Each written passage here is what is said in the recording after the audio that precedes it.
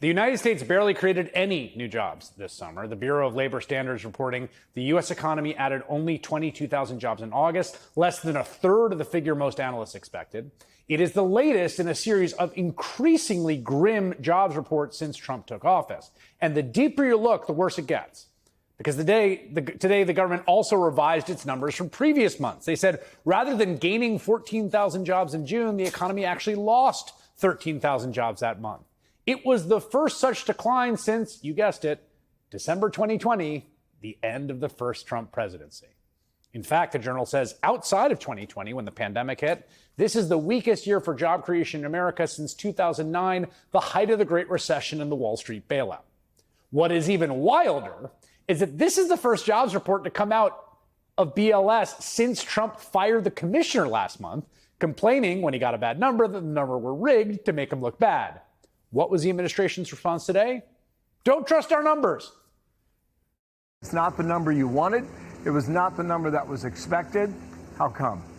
Right. Well, one of the things we know is that they've been really at BLS struggling with bad response rates. So it's their fault?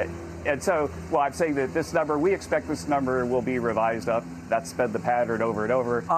The revisions for June and July collectively were lower. We're lower. And you're saying the revisions for next month will come back. We'll see whether or not that's the case. Boy, we will, won't we? In fact, Donald Trump seemed to have been laying the groundwork for this last night to basically ignore his own government's data.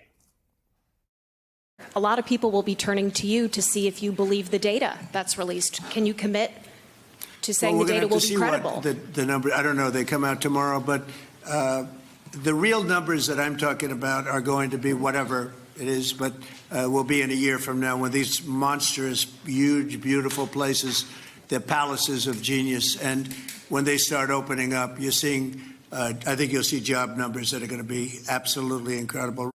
Oh, yeah. Just wait till next year when all the big AI data centers open up. That's going to be a real job booster. Just ignore the numbers till then. It's the same refrain he gave Americans during the COVID recession, if you recall. It is an acknowledgement, however tacit and pained, that right now, the data that shows the true state of the American economy is bad and getting worse. And that is Donald Trump's greatest political weakness, bar none. I mean, the core Trump brand, right? Throughout his first campaign in 2016 and his first term as president and his campaign last year was that he is a great businessman. He's a billionaire CEO who would be good for the economy. And yes, that always seemed ridiculous to a lot of us. He governs like a man who went bankrupt running a casino somehow, because that's who he is.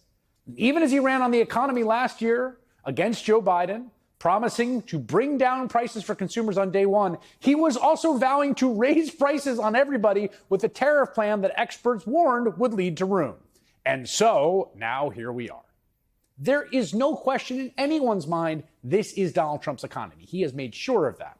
He has unilaterally and almost certainly unlawfully slapped hundreds of billions of dollars of new taxes on everyday working Americans, hiking prices on the stuff they buy every day. He brags about this tax hike every chance he gets, puts up graphics about how much he is taxing you. He has completely thrown us from the top to the bottom of the global trading order by raising tariffs to the highest level since, yes, the Great Depression. And what we are seeing as a result is an economy screeching to a halt with still elevated unemployment and prices still above target. Republican pollsters know it's hurting.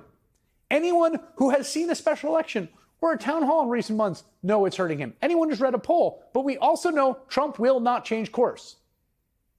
I mean, he could. He could just abandon the whole tariff gambit. But no, he has already fired the head of the government agency that produces statistics, who he blamed for bad economic news. He's trying to get one of his own cronies in there now. He's actively trying to take over the independent central bank, an unprecedented move in the 100-plus year history of the institution, so he can, like other dictators he admires, mess with the interest rates. So he can insulate him further from the realities of the economy that he is breaking, as that same reality slaps more Americans in the face.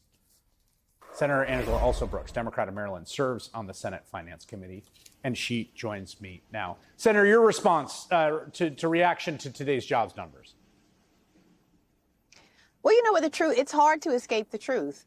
Sooner or later, the truth will find you. That's what we know. And the truth is finding Donald Trump and his administration, and it is that his economy is failing. The jobs numbers today, in spite of having fired the person who was responsible for the numbers last month, show us what we all knew, is that the policies of this administration would eventually hurt the very people he promised to help. We are seeing not only that we only added 22,000 jobs, we were expecting about 75,000, but we are seeing that everywhere you look, this economy is failing and is hurting people. It's not only that we're not seeing the jobs, we know as well that you don't even have to look at the numbers to understand it in your real life, that the cost of groceries are now 5% higher this year. We know as well that the cost of goods, as a result of these erratic tariffs, that the cost of goods will be going up, that your rent or mortgages are not going down, that the cost of housing has increased. And so what we heard on the first day was an absolute lie, that he would somehow not only cause the cost of groceries to go down on day one, but that he would improve our lives. We are now not only poorer, but we're sicker as a result of what we also see with this Secretary of Health and Human Services. So the jobs numbers, again, it's hard to run from the truth. The truth will eventually find you, and the truth is rising to the top. This is a failing economy, and it's nothing to celebrate because he's hurting everyday, hardworking Americans. And you know what? It's only getting worse by the moment.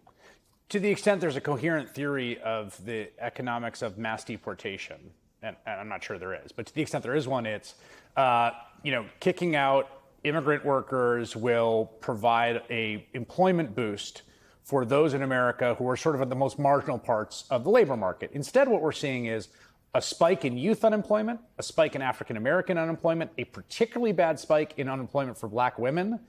What does it signal to you that these groups are seeing these higher levels of unemployment about what it means, what's coming next? Well, you know what? I mean, I think it's a very sad story. Again, that the people who are hurting, there's nothing to celebrate in today's numbers. This failing economy is hurting so many people. And it's not just the groups of people that you have mentioned. As you've mentioned, of course, African Americans. We know that younger Americans. When I think about the job market, I think about my 20-year-old daughter, who will be soon, as she graduates from college, facing a job market that is frightening for so many of them. And what it translates to, the ones who are afraid that they won't even be able to live as well as their parents, that the average age of first-time home buyers is now somewhere closer to 40 years old rather than 20 when my parents were buying a home. So these are real numbers. They're real lives that are being impacted. And you know what? All of the distractions. You know, Donald Trump, if he was interested in immigration reform, he and his party had an opportunity to do that with comprehensive immigration reform, and he wouldn't do it. But so now the distractions, all of these distractions still won't take us from the truth. He's wrecked our economy. He's cruel. And what we know as well is that we're now going to also be sicker. You sit on the committee that will be evaluating the nominee to replace the Bureau of Labor Statistics commissioner he fired. A lot of people feel like this is an attempt to essentially capture the agency, to be able to cook the books and massage them. Some new reporting about the individual who has been nominated for that post. President Trump's nominee to lead the Bureau of Labor Statistics is coming from CNN's K-Files, operated a since-deleted Twitter account that features sexually degrading attacks on Kamala Harris, derogatory remarks about gay people, conspiracy theories, and crude insults aimed at critics of Trump. NBC News reported CNN confirmed he's a bystander at the U.S. Capitol on January 6, 2021. What do you need to see from this nominee? Do you have confidence this is the right person for the job? Let me tell you, I don't need to see any more from this bad movie. I have been in the room when these confirmation hearings have happened, and honestly, it's like a Saturday Night Live episode. These people who are overwhelmingly unqualified for the jobs that they've been put forward for. His nominee, who will be before the committee, is much like many of the others that I've seen. He's not only unqualified, the only qualification that matters to Donald Trump is that these people will rubber stamp what he does. Think about the person who's now going to now be CDC director is a venture capitalist. That's the person who's supposed to replace a medical doctor. So these are unqualified people. The only criteria is to cook the books. What we've seen is chaos, increasing cost, and corruption. And these nominees are there to help continue that very, very action, which is to increase costs for Americans, to increase corruption and chaos. That's all we've gotten from this administration. You just spoke about the CDC. Obviously, there was the hearing with RFK Jr. from HHS yesterday. It's my understanding you have either introduced or signed onto a resolution calling for his resignation. Do you think this is there's ground to be made there with colleagues of yours on both sides of the aisle to call for his resignation? Oh, absolutely. And you know what? And I've been saying this from the very beginning. I actually filed this resolution 4 months ago. I was the very first senator, in fact, to call for RFK Jr.'s resignation, and I'm calling for it again.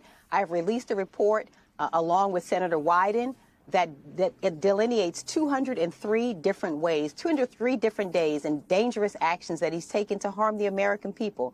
Everything from firing scientists after he lied to our faces and said he wouldn't fire working scientists. He fired over 3,000 of them.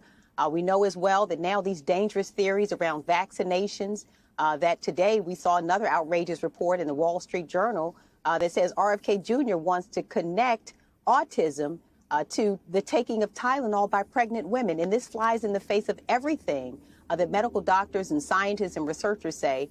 And so there are so many ways, more than we can delineate, over 203 different reasons why we cannot trust his leadership, why he is dangerous for Americans, and why, again, he's not only going to make us sicker, but people will die as a result of the irresponsible leadership of RFK Jr.